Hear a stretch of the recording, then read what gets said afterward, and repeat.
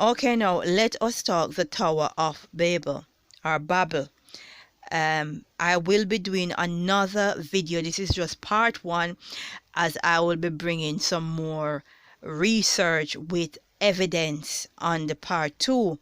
Now, the first clue comes from Genesis 11, chapter 1 to about 8. You can have a read on the incident of the people building this tower reaching into the heaven, and the Most High confusing them by making them speak different language. Now, what I find very peculiar about the story is that it never give us much details as to what happened after he confuses the language. Now, this is where I put my 2 cents in. I do believe that after the people were confused, the land started to separate, because at one time we used to speak one language and we used to be on one massive land mass.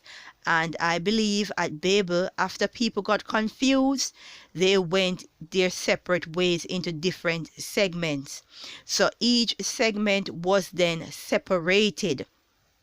That's what I believe. And why I come to that statement here is, in the United States, they are starting to find evidence that black people were always there, that some blacks were there before Columbus came and before the slave trade started.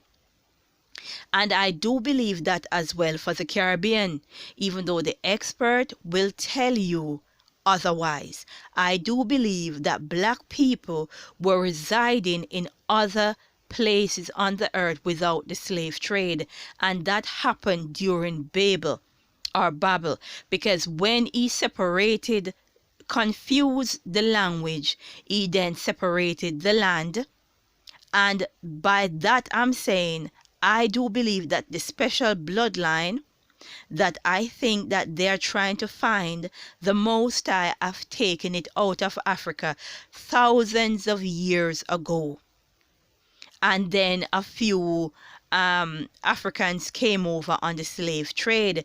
So when people say from the Caribbean that they are not African, individuals should not be offended by this fact, because they are black people, in my estimation, that was on these islands before the slave trade, and the same for the United States.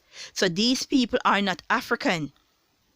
Whatever you want to call it or however you want to play it, they are not African.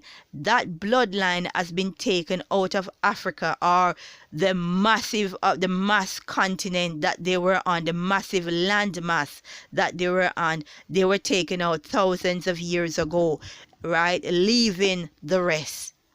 So not all skin folk is king folk, right? We all look alike, but we are not the same, because some of us was taken out of Africa before slavery, during the time of the Tower of Babel or Babel.